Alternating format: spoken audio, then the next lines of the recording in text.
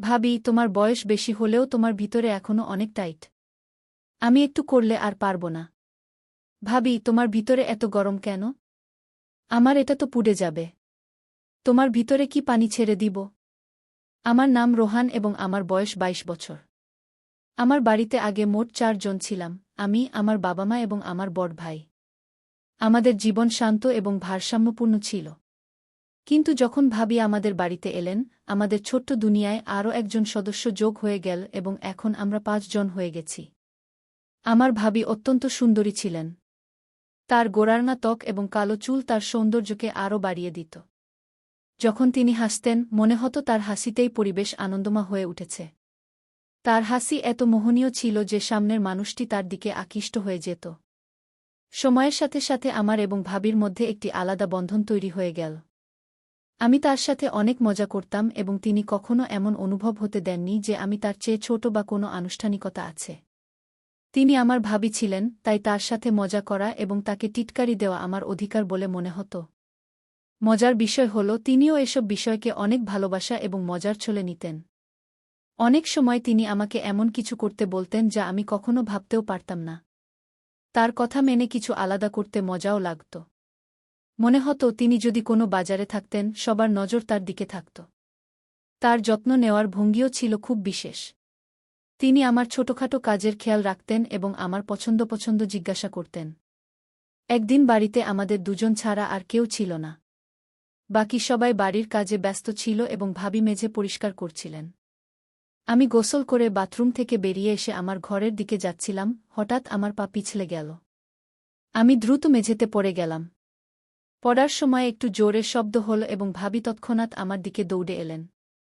ভাবি আমাকে তুলতে চেষ্টা করলেন, কিন্তু সম্ভবত মেঝে ভিজে ছিল, তাই তারও পা পিছলে গেল এবং তিনি সরাসরি আমার উপর পড়ে গেলেন।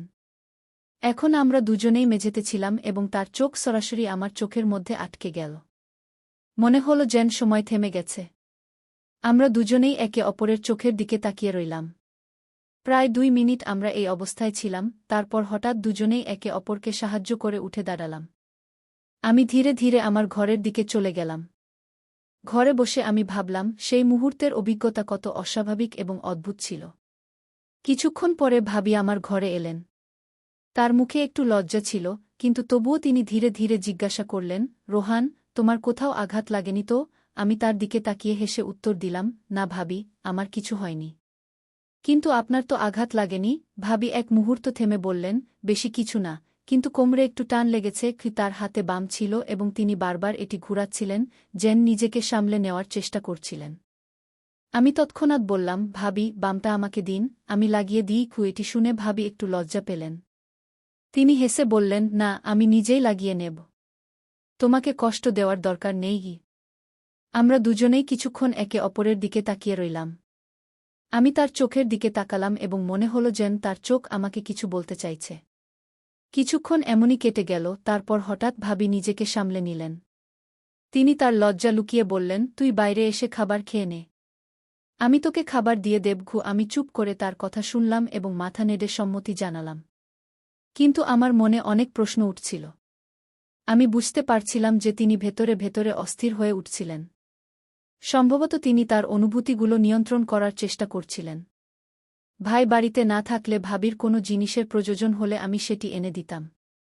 একদিন ভাবি আমার কাছে এসে বললেন, রোহান, আমাকে বাজার থেকে কিছু জিনিস কিনে আনতে হবে। তার কণ্ঠে একটু লজ্জা এবং হাসি ছিল।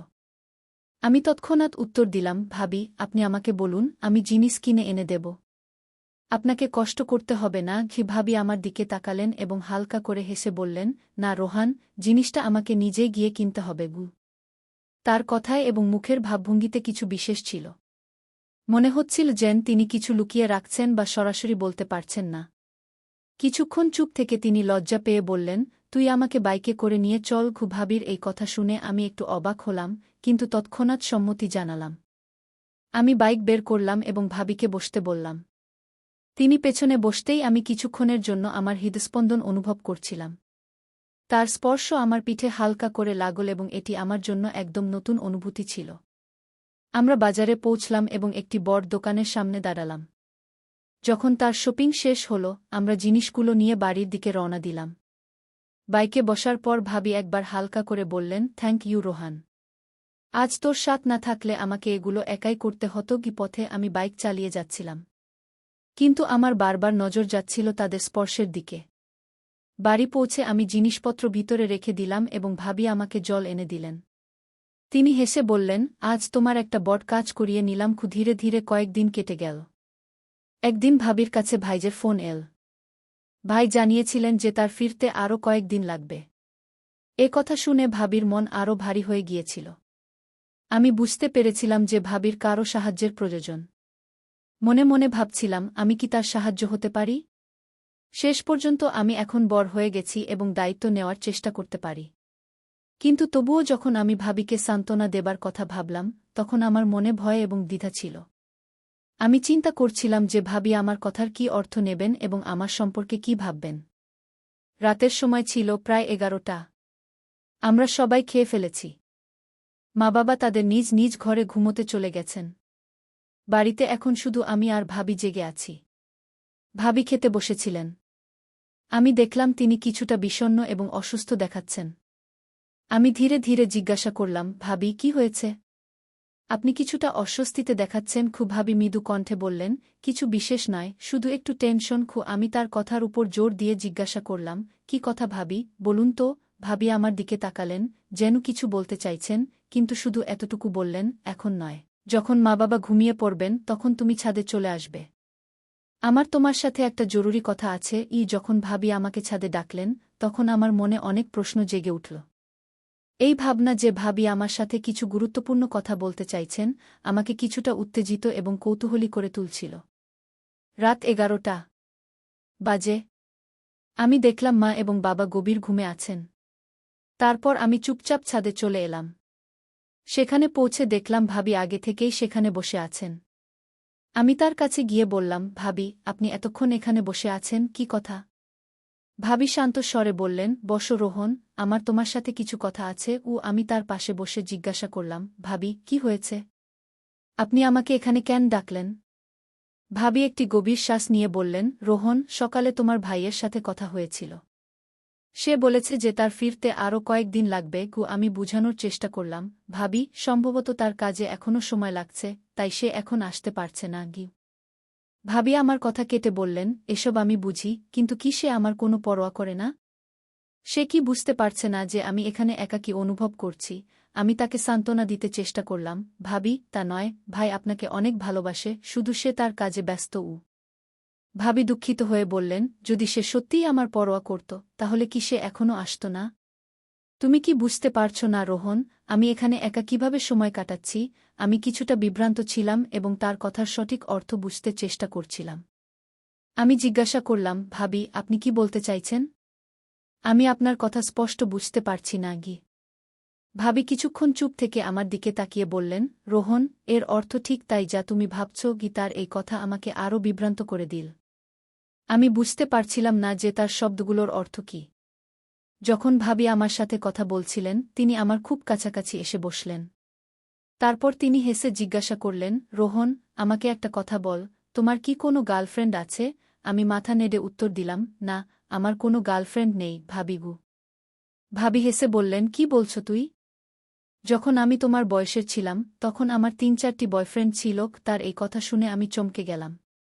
ভাবি আমার অবাক হওয়া দেখে তাড়াতাড়ি বললেন, অরে, মজা করছি, এত সিরিয়াস হয়ে গেলে কেন? আমি কিছুটা স্বস্তি নিয়ে বললাম, ভাবি, আপনি এমন কথা বলছেন, এটা আমাকে ধাক্কা দিয়েছে। ভাবি হেসে বললেন, 3-4টা শুধু নামই ছিল, আসলে প্রেম তো আমি শুধু একজনের সাথেই করেছিলাম। আমি কিছুটা হেসে জিজ্ঞাসা করলাম, তাহলে আপনি তার সাথে বিয়ে করলেন না কেন? ভাবির মুখে একটু বিষণ্ণতা দেখা দিল। তিনি বললেন, আমি তাকে বিয়ে করতে চেয়েছিলাম, কিন্তু সে মানা করে দিল। কিছুক্ষণ চুপ থেকে ভাবি আমার দিকে তাকিয়ে আমি কিছু সময় কাটাতে পারি। আমার এই কথা শুনে ভাবি হেসে উঠলেন এবং বললেন, ঠিক আছে, তাহলে কখন সকাল হয়ে গেল, আমাদের খেয়ালই হয়নি। ভাবি বললেন, গত রাতটি আমার জীবনের সবচেয়ে স্মরণীয় রাত হয়ে উঠল।